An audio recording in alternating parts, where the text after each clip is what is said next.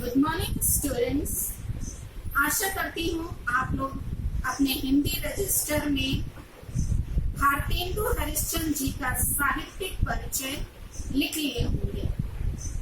जिन बच्चों ने अभी तक नहीं लिखा है उसको आप लिख लीजिए और उसको लर्न भी कर लीजिए। अब हम लोग इनकी रचना जो है भारतवर्षोन्नति कैसे हो सकती है इसका अध्ययन करेंगे। सब लोग अपनी बुक को खोल लीजिए। भारतवर्षोन्नति कैसे हो सकती है, क्वेश्चन मार्क है बच्चों। ये भारतेंदु हरिश्चंद्र जी ने ये जो निबंध लिखा है वो किस में लिखा है? भारतवर्ष पे। ये दो शब्द इसमें जुड़े हैं बच्चों, भारतवर्ष प्लस उन्नति।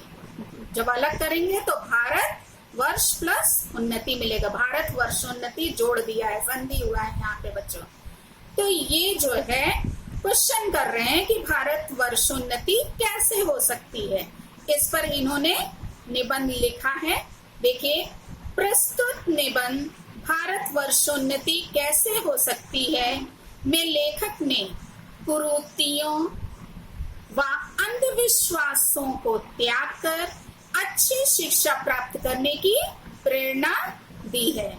इस निबंध के माध्यम से वो क्या बताना चाह रहे हैं कि हमें क्या करना है, जो पुरानी परंपराएं जो इस जमाने के इस युग के अनुकूल नहीं है उसका हमें क्या करना है, त्याग करना है, जो हमारे फायदे के लिए नहीं है।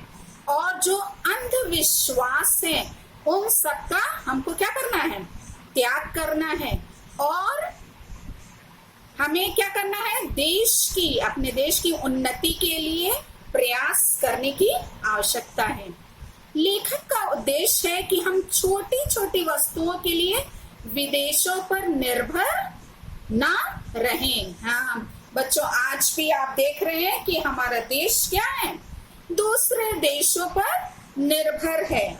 और अनेकों वस्तुएं, छोटी से लेकर बड़ी वस्तुएं वो क्या की जा रही हैं, आयात की जा रही हैं, जिसके कारण हमारे देश का जो धन है वो सब कहाँ, विदेशों में चला जा रहा है।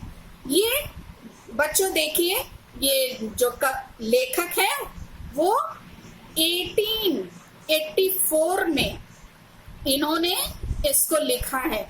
और वो निबंध जो है आज भी हमारे देशवासियों के लिए कैसे लाभप्रद है। आज भी हमारा देश क्या है, जैसे 1884 में वो दूसरे देशों पर निर्भर था और वो आज भी क्या है, निर्भर बना हुआ है।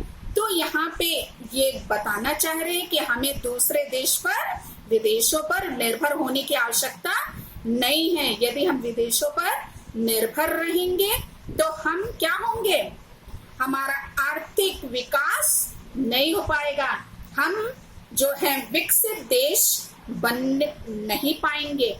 तो जब हम विकासशील, हमारा देश जो है विकासशील है, हमें विकसित बनने के लिए, विकसित देशों की श्रेणी में आने के लिए हमें क्या करना है, अपने जो है देश में ही उद्योग धंधों का विकास करने की आवश्यकता है, कल कारखानों को स्थापित करने की आवश्यकता है, ताकि हमारी जो पूंजी जो विदेशों में चली जा रही है वो विदेशों में ना जाए, बल्कि हमारे ही देश में रहे और हमारे देश का विकास होने पाए।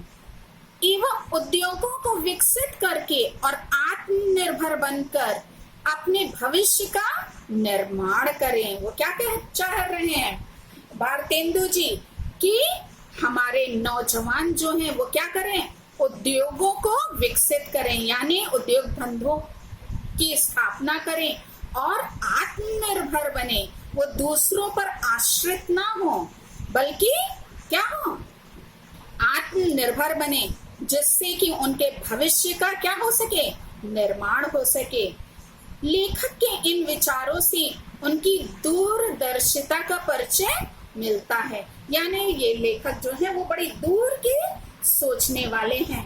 और ये जो उन्होंने निबंध लिखा उसको यदि उस समय की पीढ़ी के लोग मानते और उस पर चलते तो आज हमारा देश क्या है, विकासशील देश नहीं होता, वो क्या होता, आत्मनिर्भर होता, विकसित देशों की श्रेणी में होता। लेकिन ना उस समय लोग जागे और ना अभी जाग रहे हैं। आप सब जानते हैं कि हम ज्यादा से ज्यादा सामान जो क्या है विदेशों से आयात किया जाता है। यह निबंध दिसंबर सन 1884 ईस्वी में बलिया के गदरी मेले के अवसर पर आर्य देशोपकारणी, देश प्लस उपकारणी सभा में भाषण के उद्देश्य से लिखा गया था। ये उन्होंने उद्देश्य, ये जो निबंध लिखा है वो क्यों लिखा था, किस उद्देश्य से लिखा था, क्योंकि उन्हें इस विषय पर क्या करना था, भाषण देना था। कहाँ पे, गदरी मेले में, जो कि बलिया में लगा था। देखिए इस निबंध में इन्होंने क्या बताने का प्रयास किया है। बता रहे हैं कि ये गदरी मेले का वर्णन है कि आज बड़े आनंद का दिन है कि छोटे से नगर बलिया में हम इतने मनुष्यों को एक बड़ी उत्साह से एक स्थान पर देखते हैं। ये क्या कह रहे हैं, ये बहुत अच्छी बात है, ये आनंद का दिन है। क्यों, क्योंकि मेले इत्यादि जो हैं वो क्या है, लोगों को आपस में मिलाने का कार्य करते हैं। लोग एक दूसरे क्षेत्र के लोग एक दूसरे क्षेत्र के लोगों से मिलते हैं और अपनी आवश्यकता की चीजों को वो क्या करते हैं, खरीदते हैं और इससे वो अनेक प्रकार के ज्ञान भी प्राप्त करते हैं। कई चीजों को बनाने और कई बातों को सीखते हैं। इस अभागे आलसी देश में जो कुछ हो जाए वही बहुत है। ये क्या कह रहे हैं, भारत देश को अभागा देश कह रहे हैं, आलसी देश बता रहे हैं। क्या कह रहे हैं, इसका भाग्य कैसा है, टूटा हुआ है, इस जो कि क्या है, अभी भी विकसित देशों की श्रेणी में नहीं है। और आलसी देश में यहाँ के लोग कैसे हैं, आलसी हैं। तो वही कह रहे हैं कि इस अभागे आलसी देश में कुछ भी हो जाए वो क्या है, बहुत है। क्योंकि यहाँ के लोग कैसे हैं, निकम्मे हैं, वो कर्मशील नहीं है। हमारे हिंदुस्तानी लोग तो रेल की गाड़ी हैं। हाँ, इनकी तुलना किससे की गई है, रेल की गाड़ी से ये कर रहे हैं। यद्यपि फर्स्ट क्लास, सेकंड क्लास आदि गाड़ी बहुत अच्छी अच्छी और बड़े महसूल की इस ट्रेन में लगी है। महसूल मतलब बच्चों किराया, यानी कि ये फर्स्ट क्लास, सेकंड क्लास, ये सब क्या है, बहुत अच्छे उसके किराए मिलते हैं।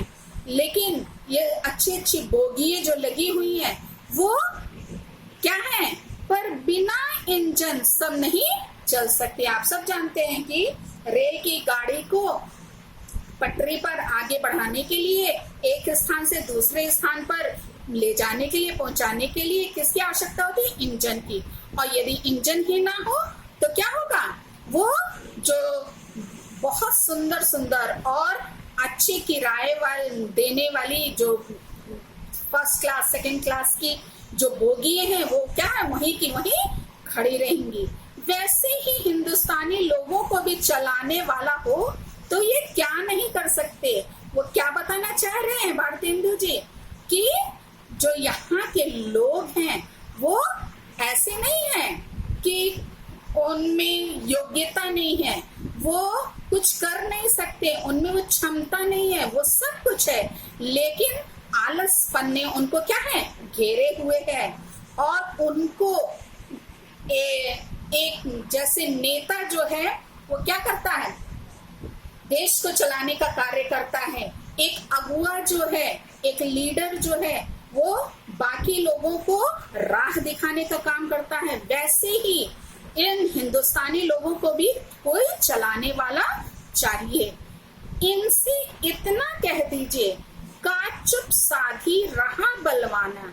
फिर देखिए हनुमान जी को अपना बल कैसे याद आता। आप सब जानते हैं कि हनुमान जी को क्या था बहुत शक्ति थी, लेकिन उस शक्ति को याद दिलाने की आवश्यकता थी, और जहां उनको याद दिलाया गया तो उन्होंने पूरा पर्वत ही क्या किया था, उठा ले आया, उखाड़ करके ले आया था।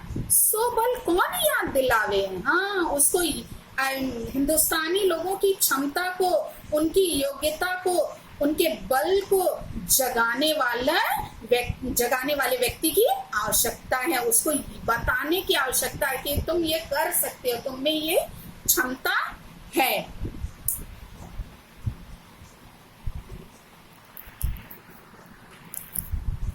या हिंदुस्तानी राजे महराजे, नवाब रईस या हाकिम, हाँ, इन सब के लिए कहा जा रहा है कि इनके बल को कौन याद दिलाए।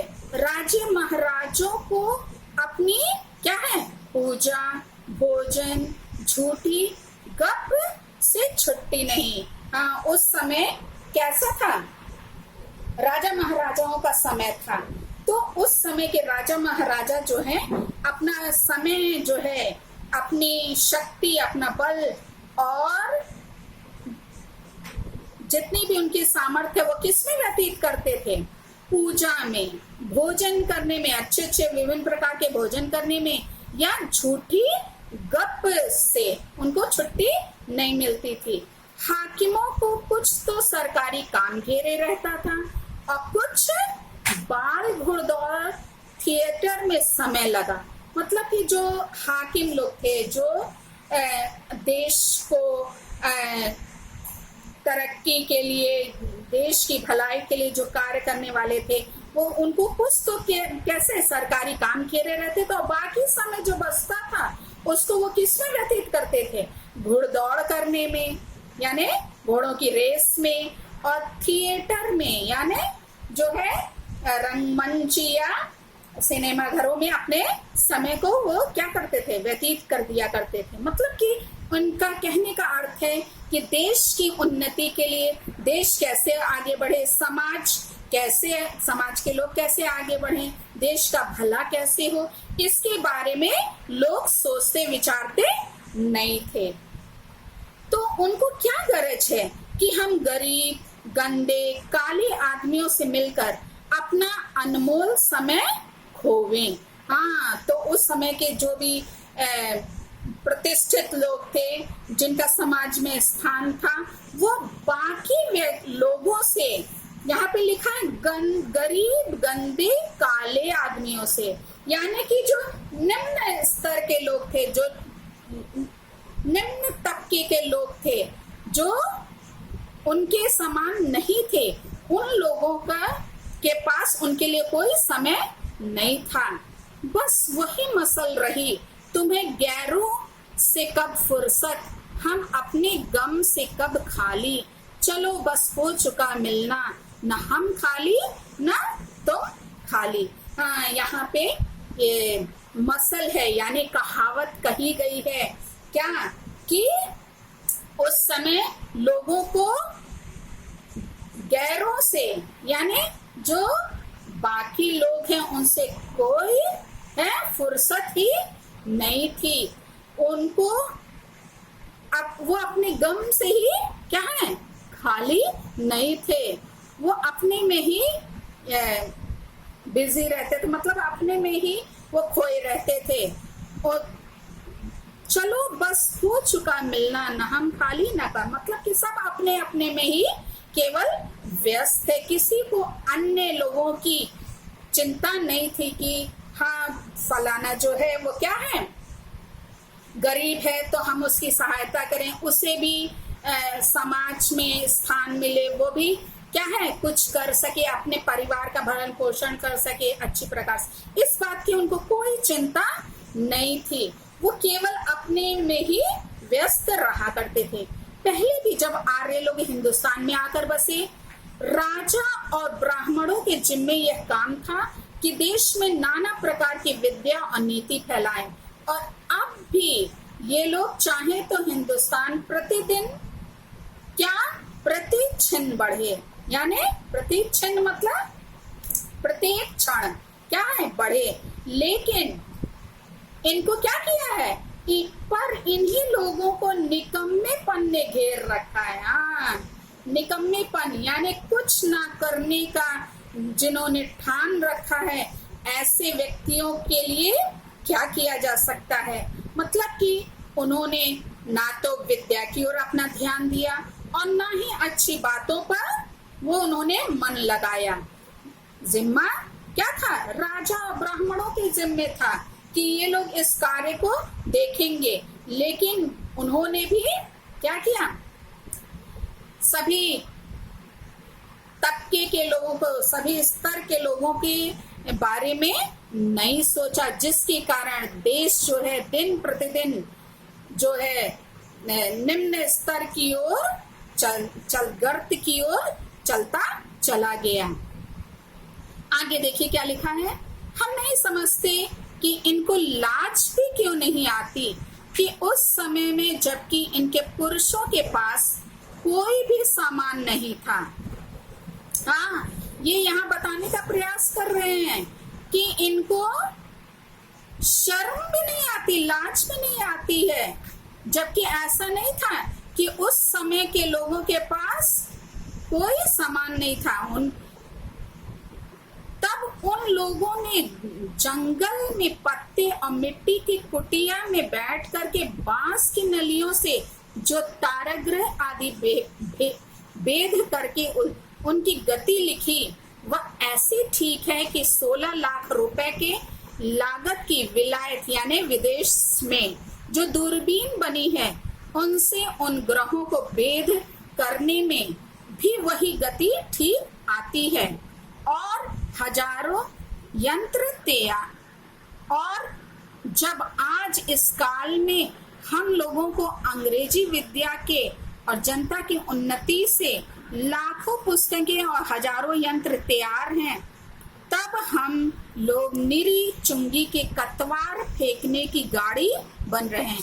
कतवार यानी कूड़ा करकट। यहाँ पे देखिए बताया गया है कि ऐसा नहीं है कि उस समय अच्छे अच्छे साधन नहीं थे, लेकिन फिर भी लोगों में क्षमता थी, लोगों में बुद्धि थी, सामर्थ्य थी, उनको ज्ञान था कि उन्होंने क्या किया, ये किसमें बैठ कर के, बड़े बड़े महलों में बैठ के नहीं, बड़े आलीशान बंगलों में बैठ के नहीं, बल्कि कहाँ पे, जंगल में पत्ते और मिट्टी की कुटिया में, पर्ण कुटी में बैठ करके उन्होंने किसका निर्माण किया, ये बांस से। उन्होंने बांस आप सब जानते हैं, ये बीच में खोखला जो बांस होता है उससे वो क्या किया, नलियों, बांस की नालियों से किसको, तारागृह को देखा और उसकी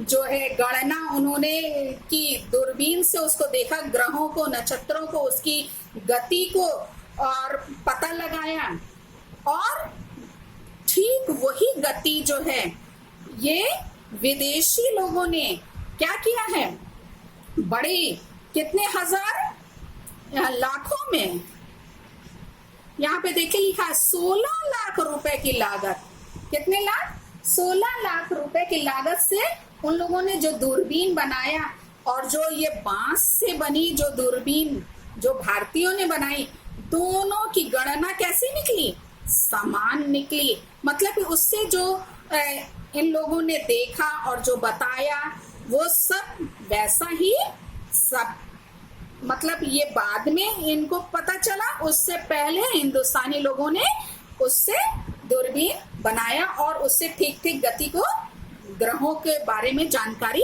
हासिल की। देखिए यहाँ पे लिखा है आगे कि जब आज इस काल में हम लोगों को अंग्रेजी विद्या की और जनता की उन्नति से लाखों पुस्तकें और हजारों यंत्र तैयार हैं, तब हम क्या हैं, मतलब सारी सुख सुविधाएं इस समय हमारे पास हैं, किसी बात की कोई कमी नहीं है, तब हम क्या क्या कर रहे हैं, निरी चुंगी के कतवार फेंकने की गाड़ी बन गए हैं। मतलब कि कि विदेशों का कूड़ा करकट है वो क्या है, हमारे देश में क्या किया जा रहा है, लाया जा रहा है। जबकि हम आवश्यकता क्या है, ये कूड़ा करकट किसको बता रहे हैं कि विदेशी जो सामान जो आयात किया जा रहा है उसको इन्होंने बताया है कि हम क्या बने हुए हैं, ये चुंगी के कतवार फेंकने, ये जो जगह जगह पे जो कूड़ेदान होता है जिसमें कूड़ा करकट डाला जाता है, वो हम देश क्या है, वो बन गए हैं। मतलब कि वो डस्टबिन जो क्या है, जो कूड़ा करकट जिसमें डाला जाता है, वैसा हमारा देश क्या हो गया है, बन गया। मतलब विदेशों के सारे सामान जो हैं वो हमारे देश में आयात किए जा रहे हैं। जबकि होना क्या चाहिए कि हम स्वयं उन चीजों को बनाएं, हम में वो क्षमता है, हम में वो काबिलियत है। इसको इन्होंने यहाँ पे जो नौजवान हैं, उस पीढ़ी के लोग हैं, उनको ये संदेश देने का प्रयास किया कि आप में वो बात है, आपके पास ऐसा नहीं है कि आप में क्षमता नहीं है, आप ये कर सकते हैं। देखिए आगे क्या लिखा है, यह समय ऐसा है कि उन्नति की मानव घुड़दौड़ हो रही है। हाँ, सारे देश जो हैं वो विकसित देश कहलाने के लिए अपने जो है देश में तरक्की किए जा रहे हैं। हमें भी चाहिए कि हम भी उस घुड़दौड़ में आगे आए। लेकिन क्या है, हम लिखा है अमेरिकन, अंग्रेज, फरासी आदि, तुर्की, ताजी सब सरपट दौड़े जाते हैं। मतलब सब इस घुड़दौड़ में क्या है, खूब तेजी से भाग रहे हैं। लेकिन हमारा देश क्या कर रहा है, यहाँ पे लिखा सबकी जी में यही है कि पाला हम ही छू लें। ये जो सारे देश जो हैं वो क्या कर रहे हैं, वो फिनिशिंग पॉइंट तक पाला छूने के लिए वहां जो है वो अपनी पूरी जोर लगा रहे हैं। वो विकसित देश कहलाने के लिए इस होड़ में लगे हुए हैं और प्रयास में हैं कि वो ही सबसे आगे पहुंचे, प्रथम स्थान वही प्राप्त करें। लेकिन उस समय हिंदू काठियावाड़ी खाली खड़े खड़े टाप से मिट्टी खो देते हैं। यहाँ पे क्या लिखा है, काठियावाड़ी घोड़े, घोड़े क्या है, एक ही जगह जो है काठियावाड़ी वो क्या है, गड्ढे करते हैं अपने पैर से। तो वैसे ही हमारा हिंदुस्तान भी है वो कर रहा है। इनको औरों को जाने दीजिए, जापानी टट्टुओं को हाँकते हुए दौड़ते देख करके भी लाज नहीं आती। यहाँ पे जापानी टट्टू क्यों कहा जा रहा है, आप सब जानते हैं टट्टू किसको बोलते हैं। एक जो पहाड़ पे जो सामान को लाद करके जो छोटे नाटे साइज के जो वो होते हैं घोड़े जो होते हैं, वो उनको क्या बोला जाता है, टट्टू। तो उनके उससे जापानियों की तुलना की गई है, क्योंकि वो भी सब कैसे होते हैं, नाटे गैठे मोटे मोटे होते हैं।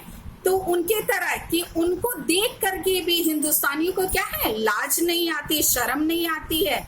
ये समय ऐसा है कि जो पीछे रह जाएगा फिर कोटि उपाय किए, यानी करोड़ों उपाय करने पे भी आगे बढ़ सकेगा।